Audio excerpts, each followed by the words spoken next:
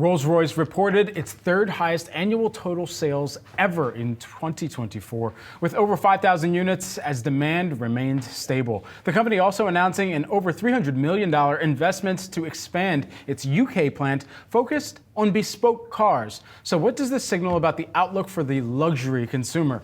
We have Chris Brownridge, who is the CEO of Rolls-Royce Motor Cars, and our very own Pras Subramanian. Chris, great to have you back on our air with us. First and foremost, after a year that you just experienced in 2024, how much more difficult does it become to top that in 2025? And what type of demand profile are you continuing to see among the ultra luxury consumers who pick a Rolls-Royce? Well, good morning, gentlemen, and thank you for having me on your show. 2024 was a really successful year for Rolls-Royce, another great success in terms of the level of demand we saw from every region of the world. But more importantly, what we saw was a real increase in demand for our bespoke motor cars. So we saw a real increase in the level of requests coming from our clients for motor cars with features which are very specific and personal to that particular client. And that's coming off the back of our network of private offices. And of course, I think last time we spoke, we just opened our private office in New York. Looking ahead into 2025, I think the conditions we're in will be quite similar. So we expect to have a very strong year and we'll navigate the headwinds, but also take advantage of the opportunities. And we're certainly seeing plenty of those in Rolls-Royce at the moment. With that in mind, I mean, there are a lot of new crypto millionaires out of this world this year, of course, over the past year, and of course, recently to start 2025, getting back above 100,000 per Bitcoin. I wonder, with this many new millionaires minted that have been talking about win Lambo for years, that's been something tossed around within the crypto landscape. You know, what is the new net worth requirement to qualify for that invite-only Rolls-Royce customer experience now that you have so many who are sitting on crypto and could be interested in getting a Rolls-Royce?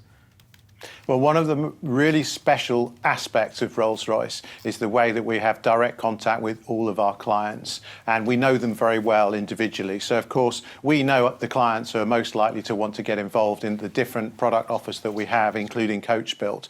And so that won't change in 2025. It's a really important part of our business, not just what we make and the remarkable artistry and craft in our motor cars, but also the client experience. Our clients tell us that the luxury is actually engaging with us and being part of Rolls-Royce, as well as having their wonderful masterpiece in their motor car. Hey, Chris, Pras here, good to see you again. So, you know, Rolls-Royce has a select type of clientele. They're paying upwards of a decent amount of money for their cars. We also see that the new Trump administration threatening tariffs on luxury automobiles. Now, I don't see how that really affects you guys so much, but what do you think that might have on the overall luxury automobile sector in general?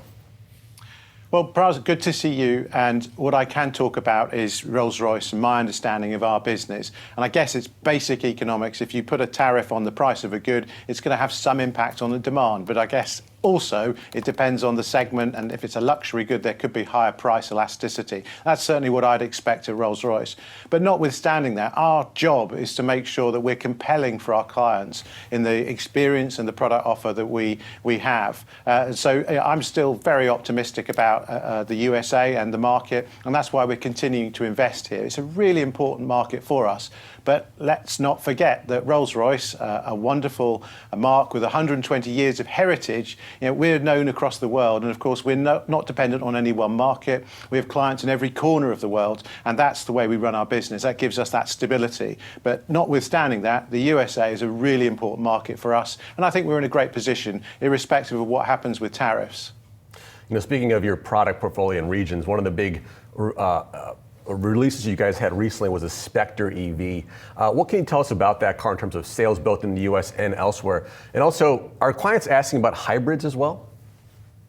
Right, so let's talk about Spectre first. So Spectre is our super luxury coupe that we launched right at the end of 2023. So last year in 24, it's the first year of a full year of deliveries to our clients. And so it's been very insightful for us. The first and most obvious fact is it's the second most demanded Rolls-Royce in 2024. So that's a very clear sign that there's a real fascination for this wonderful motor car.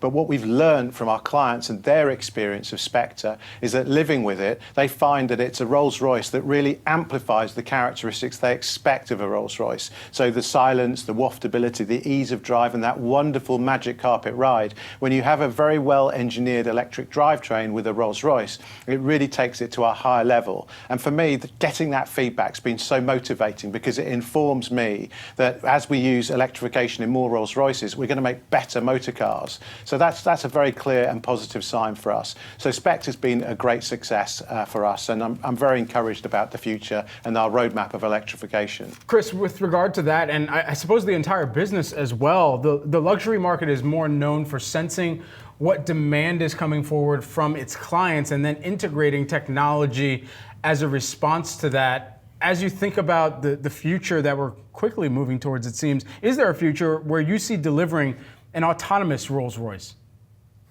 Well, at Rolls-Royce, our clients tell us very clearly what they love about their motor cars is that they are an oasis of calm. So when you drive a Rolls-Royce, it's always an extraordinary experience. And what they don't want to be is overfaced with complicated technology. But let's also not beat around the bush. Our cars have all of the technology that they need. We have level 2 driver assistance already within Spectre, and we'll continue to offer innovations. But in terms of autonomous driving, perhaps I'll take perhaps a little bit of a light note. I would say that we've had autonomous driving in Rolls-Royces for many years because, of course, many of our clients, particularly with Phantom and extended wheelbase Ghost, they have drivers already. Chris, thanks so much for taking the time here with us today. Chris Brownridge, plus we've got Yahoo Finance's own Pras Subramanian. Great to see you here. Great to see you too. Thank you. Bye-bye. Thanks.